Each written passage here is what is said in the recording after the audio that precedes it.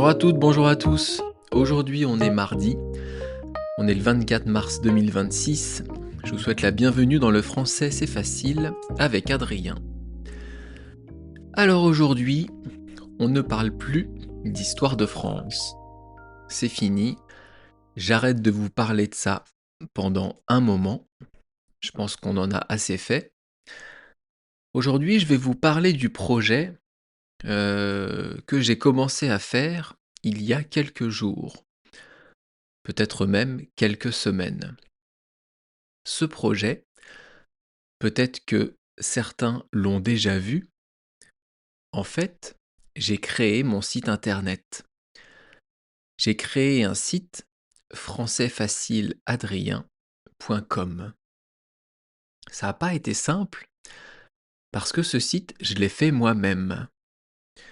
Alors, je n'ai pas codé évidemment tout le site. Je me suis servi de WordPress, pour ceux qui connaissent, et j'ai donc créé mon site internet où dessus, il y a quoi? Eh bien, il y a, pour l'instant, une partie de mes podcasts. Pourquoi je dis une partie? Parce que je n'ai pas encore tout mis en ligne. Je n'ai pas eu le temps de tout faire, mais il y a déjà quand même pas mal d'épisodes. Qu'est-ce que ça change par rapport à Spotify, Apple Podcast ou YouTube? Eh bien, sur ce site internet, sur mon site, vous allez retrouver les transcriptions des épisodes, mais pas tous les épisodes. Je vais garder les transcriptions récentes pour mes abonnés Patreon, donc du mois dernier. Et par contre, les podcasts plus anciens, tous ceux, on va dire, avant février 2026, vous aurez le lien YouTube pour écouter l'épisode et en dessous, la transcription. Alors, comment ça se présente mon site? D'abord, je vous le donne une autre fois, si vous voulez aller voir, si vous voulez aller jeter un œil, c'est françaisfacileadrien.com. Je n'ai pas mis la cédille au C de français, parce que je sais que pour certains pays, pour certaines personnes, l'utilisation de la cédille est compliquée. Donc j'ai écrit françaisfacileadrien.com sans cédille. Vous arrivez sur une page d'accueil où il y a différentes rubriques.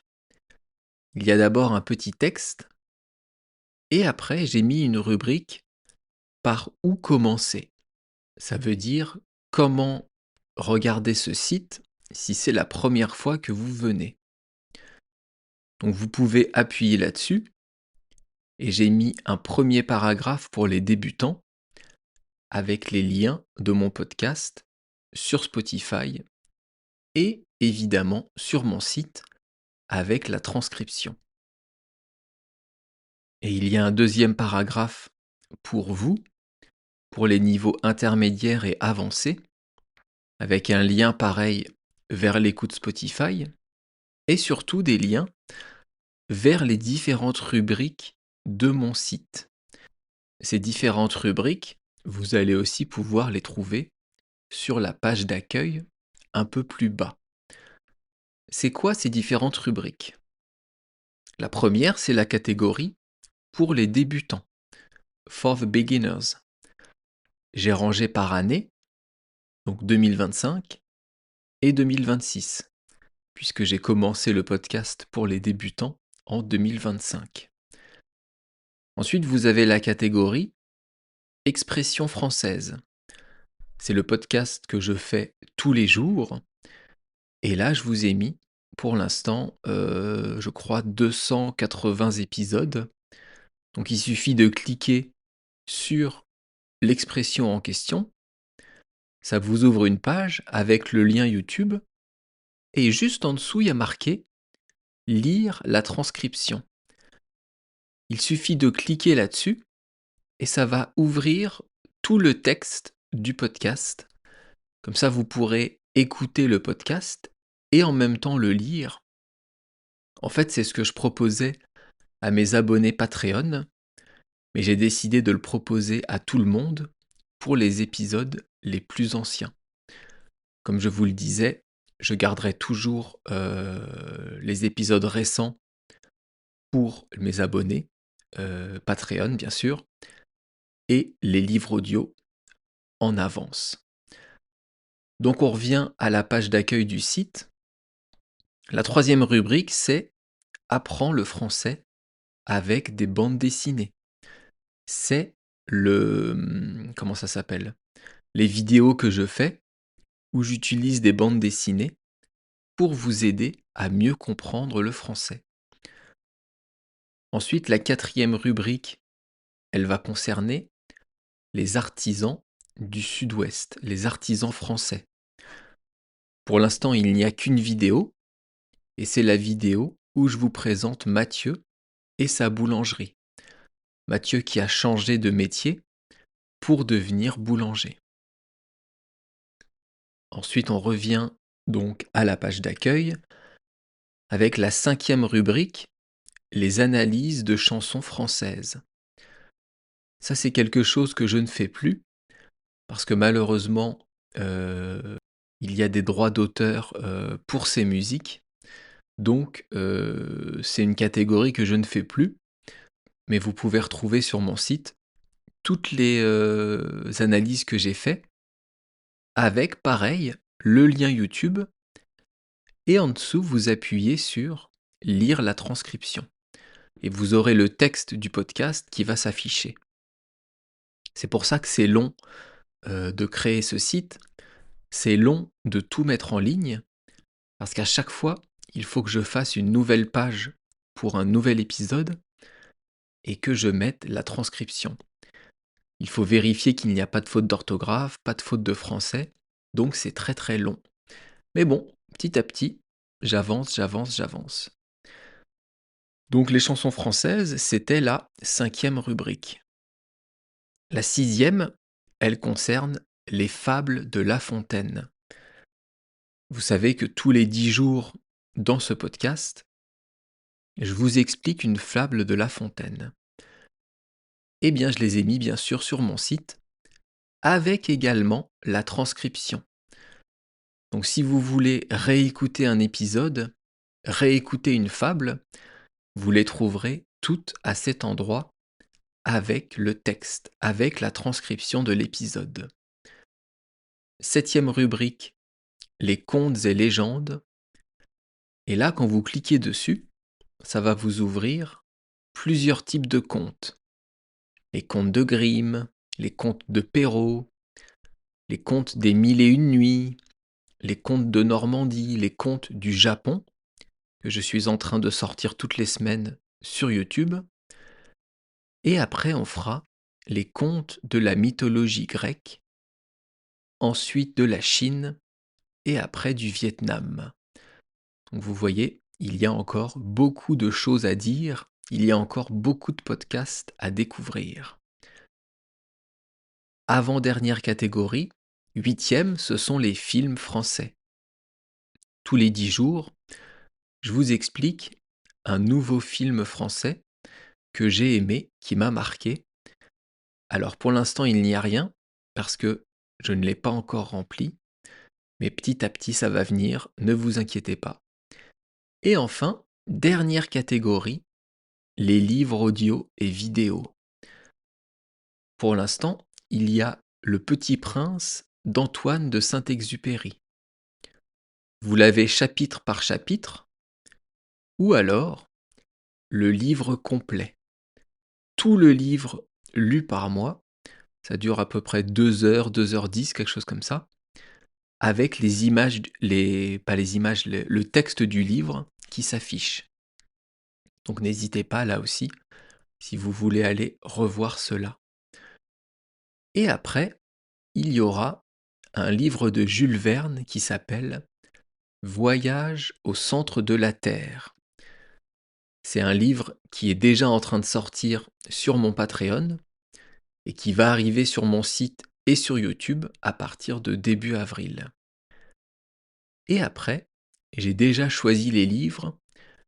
Après, je vous lirai l'Iliade et l'Odyssée d'Homère. C'est un texte de la mythologie grecque, de la Grèce antique, et je vous lirai ça. Ensuite, j'ai choisi de vous lire L'homme invisible d'Herbert George Wells. Tout le monde connaît L'homme invisible, mais tout le monde n'a pas forcément lu le bouquin, et donc je vous le lirai. Et ensuite, ça ce sera je pense pour 2027, j'ai envie de vous lire un livre d'Arthur Conan Doyle, donc une aventure de Sherlock Holmes, qui s'appelle Le chien des Baskerville. Et voilà, maintenant vous savez tout sur mon site. Je vous redonne l'adresse françaisfacileadrien.com. Allez voir, j'ai essayé de faire du mieux que je pouvais. Je ne suis pas informaticien, donc j'espère que ça vous plaira. J'espère que c'est assez facile à aborder. Et bien sûr, vous pouvez me mettre un petit bouton j'aime, un petit commentaire directement sur le site, c'est tout à fait possible. Et maintenant, bien sûr, je vous explique l'expression du jour, jouer un mauvais tour. Cette expression, ça veut dire quoi? Ça veut dire plutôt taquiner, se moquer. Ça veut dire faire une farce, faire une blague. Quand on dit jouer un mauvais tour, c'est plutôt pas mignon, mais c'est pas vraiment méchant. Alors c'est un petit peu méchant, mais pas beaucoup. C'est pas comme faire une crasse ou faire une saloperie ou être horrible avec quelqu'un. Jouer un mauvais tour, c'est plutôt atténuer. C'est ouais, c'est ça, c'est taquiner, c'est se moquer. Ça peut être entre des enfants ou entre des adultes qui vont se faire une blague. Alors, dans cette expression, il y a 4 mots. Jouer un mauvais tour. Jouer, c'est un verbe du premier groupe. Il se termine par ER, et je vais vous le conjuguer un peu au temps du futur. Ça fait plusieurs podcasts, il y a plusieurs semaines que je vous conjugue les temps au passé. On va faire un peu le futur simple et le futur antérieur. Le futur antérieur, je vous rappelle à quoi ça sert et comment on le forme. Quand on l'emploie seul, le futur antérieur, ça sert à décrire une action qui sera finie à un moment précis. Par exemple, dans un mois, j'aurai terminé ce jeu vidéo. Là, je suis en train de jouer au jeu vidéo, j'y joue tous les jours. Dans un mois, j'aurai terminé. Dans un mois, c'est un mois dans le futur. Et j'aurai terminé, c'est le futur antérieur du verbe terminer. Ça se fait avec l'auxiliaire avoir et le participe passé du verbe terminer. L'auxiliaire avoir qu'on conjugue bien sûr au futur. Et donc si on applique ça au verbe jouer, je vous conjugue donc le verbe jouer au futur antérieur. On prend l'auxiliaire avoir, on met au futur et ça donne j'aurai joué, tu auras joué, il aura joué, nous aurons joué, vous aurez joué et ils auront joué.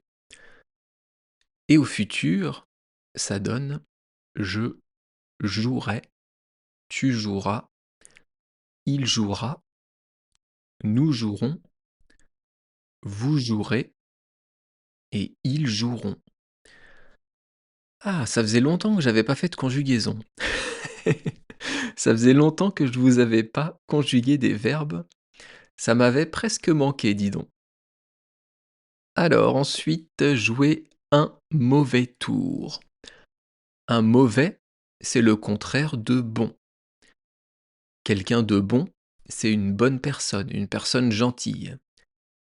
Quelqu'un de mauvais, c'est une mauvaise personne, une personne méchante. Et un tour, c'est quoi? Alors là, ça dépend. Dans l'expression du jour, vous voyez que c'est masculin. Un mauvais tour. Mauvais, c'est un adjectif, et tour, c'est le nom. Un tour. Mais on peut dire aussi une tour. Il y a quelques mots comme ça qui sont soit masculins, soit féminins, et qui vont avoir des sens différents. Une tour, c'est quoi? Eh bien, c'est un bâtiment, un monument qui va s'élever dans les airs. Par exemple, la Tour Eiffel. La Tour Eiffel à Paris, qui est un des bâtiments, un des monuments les plus connus de Paris, c'est une tour. La Tour de Pise en Italie, c'est aussi une tour. Mais quand on dit un tour, c'est différent. Faire un tour à quelqu'un, c'est faire à quelqu'un quelque chose qui est assez impressionnant, assez incroyable. On parle surtout de tours de magie.